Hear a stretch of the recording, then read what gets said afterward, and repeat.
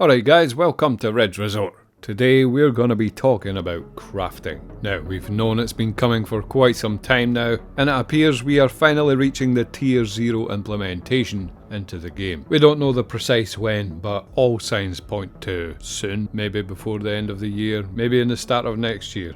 And that first implementation is what we're going to take a look at today. What are the implications of such a system? How will it work? And will it be beneficial overall for the game as a whole? It's quite a tricky question. I've sat here for quite a few hours now trying to piece it all together in my head because it does get rather complicated rather quickly once you add in things like the economy and insurance and progression and things like that. So let's start at the start and go through it step by step and see if we can't get first a fix on how this is going to look.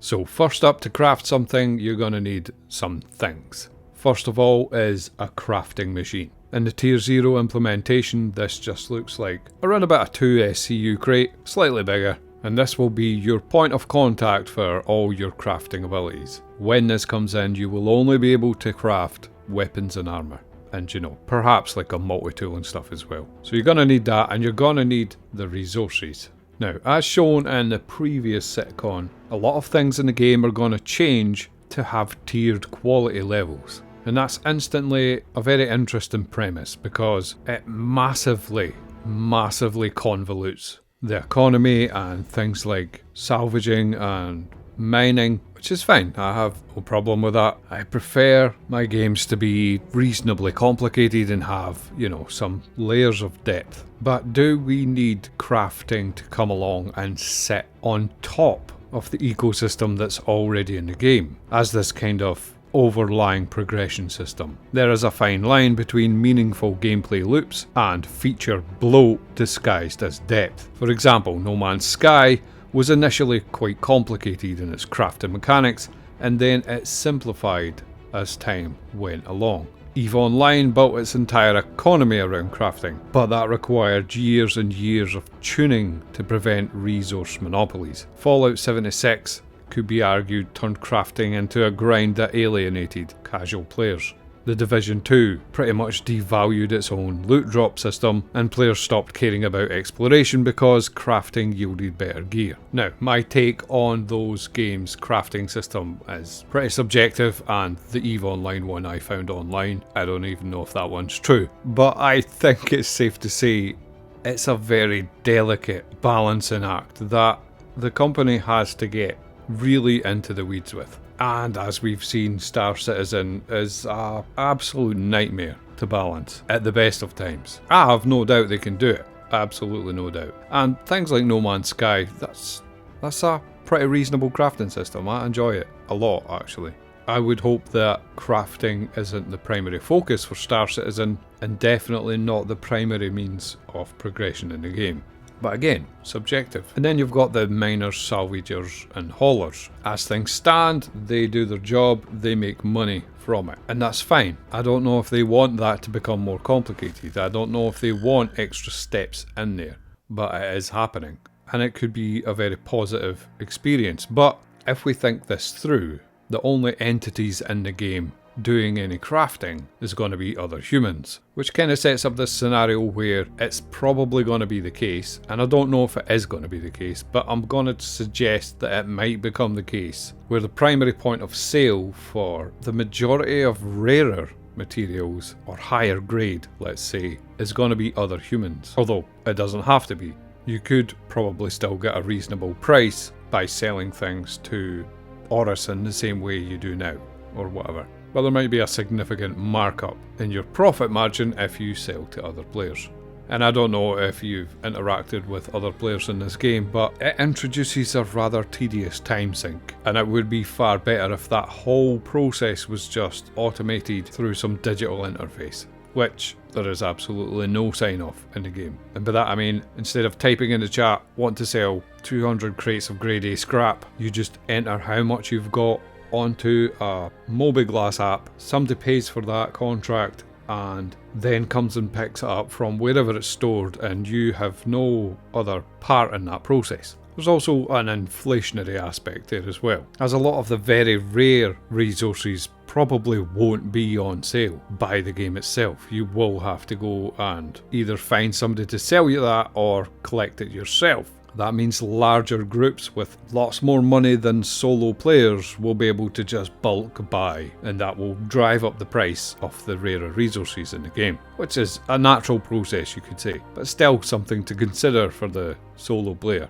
You know, the hoarding potential goes through the roof, as well as the black market potential as well, especially if materials spawn unevenly and you can gatekeep certain materials as a massive group. And we've seen this in many games, like the caves on Ark Survival Evolved. Like, the first thing players did was put a wall up and defend it from everyone else, getting to the point where nobody could actually gain access to heavier metals. I'm not saying that's going to be the case. It is a solar system after all, should be pretty hard to gate. But the way things are right now, you know, if it's Valakar worms or whatever, those are pretty easy to gate. Some consideration might be required in that area. Also, crafted gear being stronger than loot means loot generally becomes less important. And then your PvE risk/reward balance collapses a bit as well. This is all sounding pretty negative, but that is not my intention here. I just, want to have the discussion about how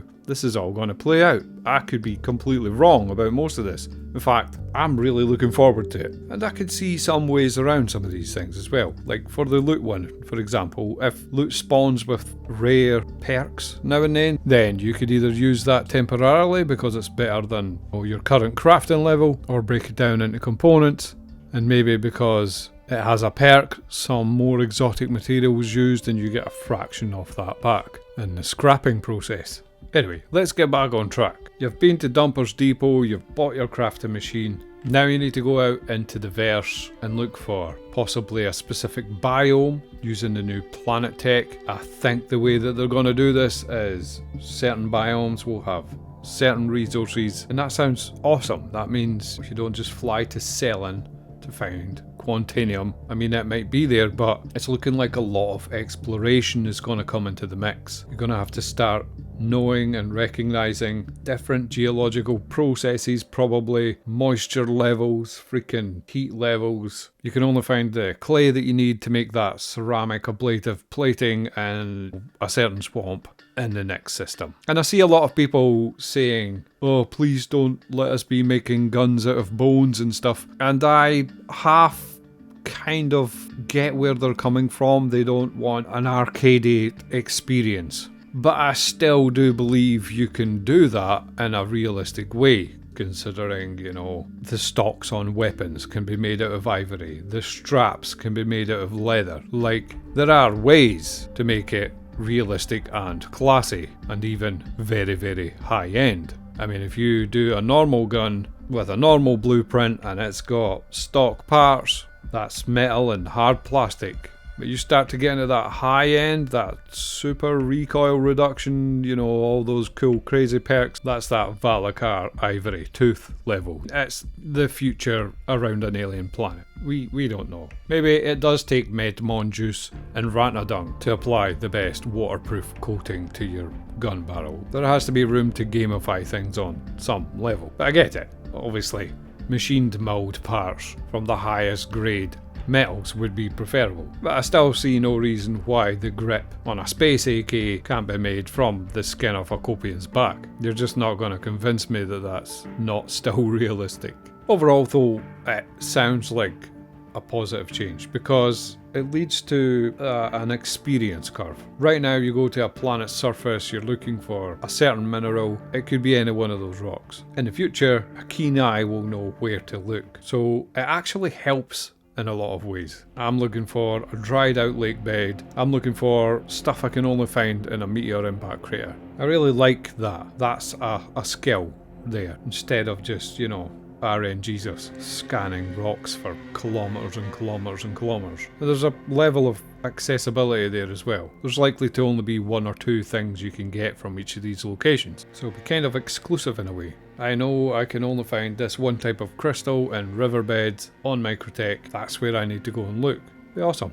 So, you've been around the verse, you've got yourself some grade A materials and stuff. What happens next? Well, you're gonna need some blueprints. Now, apparently you will get some blueprints by default just for, having the game. But the rest of them you will need to find and or earn. Now, it was mentioned at some point throughout the year that there will be limited use blueprints. So certain blueprints will only be usable once or, a limited amount of times. There's also likely to be cooldown timers on blueprints as well. And this should help to alleviate some of the economy concerns that would surround people making SU crates worth of railguns and selling them for pennies. Hopefully, anyway. Good for balance, basically. So you take your blueprint, you take your grade A material, and from how I understand it will work, a buff on, say, a weapon won't come from the blueprint itself. It will be inherent to the quality of the materials used. You will be able to select a buff or possibly several buffs that will consume your upgrade material as you go through the crafting process. Now, there's a lot of potential issues in there, but the most relevant one is how that changes the balance of PvP, as obviously players with crafting access will dominate, and that could become even worse if it's possible to gatekeep certain activities in the game, forcing everyone else either to pay a massive premium to get better equipped or forcing everyone else to remain underpowered in some form. I personally don't think that's even possible. If you try and access one area on one server and it's blocked by an org, either another org will come along and fight them off, or you just jump server and find an empty one.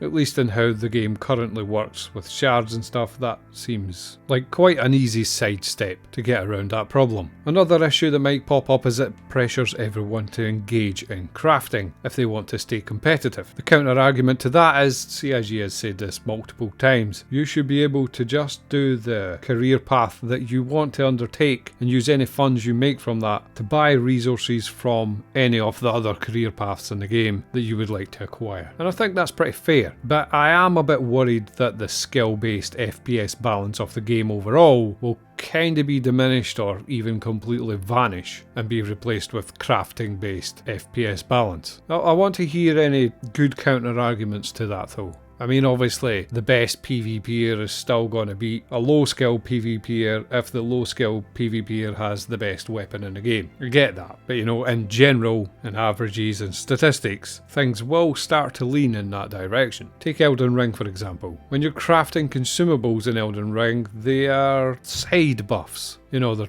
supplemental, not necessarily superior, and there could be something in that. There could be something for CIG to look at there, and it's pretty hard to imagine what that would actually look like on the ground for weapons and armor, but it could just be for narrowly defined target types. If armor starts to have certain properties, you could start to craft guns that would be, perfect against certain loadouts, if that makes sense. So instead of, say, a weapon having a direct damage multiplier advantage, it maybe causes their armor to lock up and slows them down, or messes with their target tracking, causes them to overheat, messes with their vision or their hearing or something like that. There's plenty you can do without, increasing rate of fire and things like that. But I get the feeling that that boat is already sailed and we are well into, just straight damage multipliers. Anyway, you've got your crafting machine, you've got your materials, you've got your blueprint that you earned from, some haulage company or something like that. You stick it all in there, you select your perks from some sort of perk tree, and out pops your Kovalex shipping uniform or whatever. Perfect. Now what? What happens now when you, say, die or lose that? Well, as mentioned before, some blueprints will be limited in their use. Some will probably be permanent though. So if you walk outside and get hit with a ship, you might not be able to print that again for another half hour, say. But say you're doing a delivery to a small moon somewhere an hour later, and something tragic happens and you die. What are your options? Right now in the game, you'd just wake back up in a hospital bed with it on. But that isn't the plan. The plan is for you to have to go back to your body and get your equipment back. But some guy stole your stuff. So now what do you do? Well, then that's when you should have probably put some insurance on your items. As far as I'm aware, the plan is to have insurance kiosks around the place, or perhaps just part of your natural inventory system where you can assign an item some insurance and pay for that privilege. What that means is, in some form, you will be able to get that item back. But there's probably a lot more to it than that. For example, if you claim that item, it will brick the one tied to your previous body. So that guy who stole that from you now has an item that is marked as stolen. CIG have said there will be ways to unbrick items through some back alley shady sort of means, scraping serial numbers off or whatever. And it's probably going to be the case that you will not be able to insure those items that you stole. What we don't know is if it's possible to insure items that you crafted with these buffs, or whether you will just be insuring the base item, or possibly there'll be ways to do both. But with the way they said some blueprints will be finite, it makes me think that they are going to lean heavily towards some sort of item drain, some sort of item degradation over time that will keep you constantly needing to upgrade and craft and search for resources, because that would be the only way to keep the economy churning along, which is fair enough. So yeah, I think you won't be able to insure stolen weapons.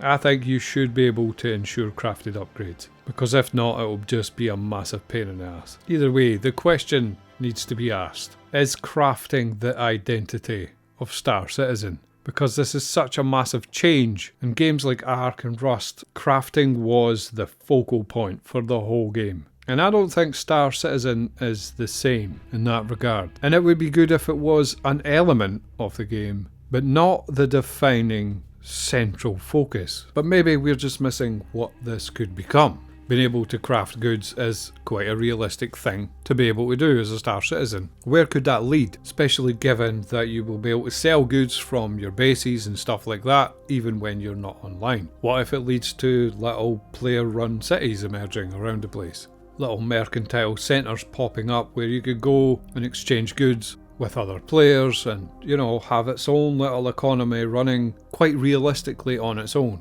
I can obviously imagine CIG running in the back, trying to play catch up with balancing this and that, but if things work out that way, that would actually be pretty cool, and I'd be okay with that. I see a lot of people being down on the idea of specialisation within that crafting thing as well, and they'll say things like, oh yeah, a few hundred players per server pumping out the same recycled garbage that everyone else is pumping out and trying to sell it. And sure, to begin with, that is most likely to be the case. But as the system evolves, as more and more items can be crafted, as more decals and things like that get added to the game, in-game events get run just once where you could win certain things, I'm guessing there probably will be some god roll mechanic, some random element in the crafting process as well. It all sounds like it could be pretty fun, to be honest. An absolute nightmare to balance, but that's not really the player's problem. If we can create our own little gold rushes here and there, crash economies,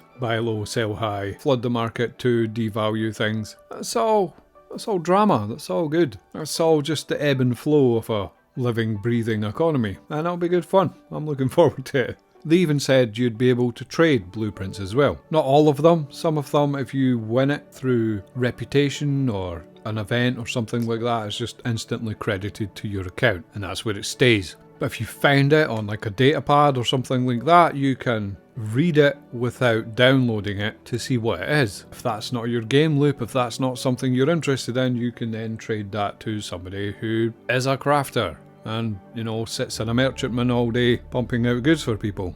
I think it could also help things like piracy as well. If you steal a bunch of resources, they're automatically useful to you in some way other than just selling them, making certain resources possibly even more risky to run. It's likely we'll see some sort of NPC missions against military ships where certain hardware, certain components can only be found there. You'll be able to break down other people's items and use the resources from that to make whatever you want. You can make an armor set out of a bunch of other armor sets that you've broken down. So even just going to an NPC outpost and killing a bunch of guys and filling them into the back of your Cutlass Black now has a potential gain, instead of all of those bodies just lying around with practically zero potential value.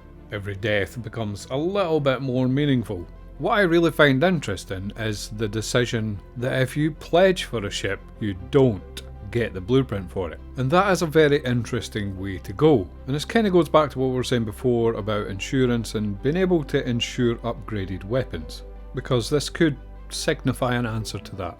Because for ships specifically, if you own a ship on the pledge stores, you do not get the blueprint for it, you have to earn it like everybody else. But you can still upgrade that ship, and obviously you can still claim it back through insurance. And if you aren't aware, there were 3 sort of stages of insurance. 1, you get the monetary value back. The next level, you get the ship back. And the next one, I think it was a warranty, included your ship plus all the decorations and stuff that was inside it. Now, if you can steal a ship, get it transferred over to your name using some in-game means, and then upgrade that ship without the original blueprint, then that possibly means that you can do the same with weapons and armour that used to belong to somebody else. I don't know that that's a fact, but they did say that that is the case for ships. And to be honest, it would make more sense that that was the case. So the way it works is you can put research into any of your blueprints, and that will allow you to craft the next tier of that blueprint. To move from a tier 1 blueprint of, say, a gun to a tier 2,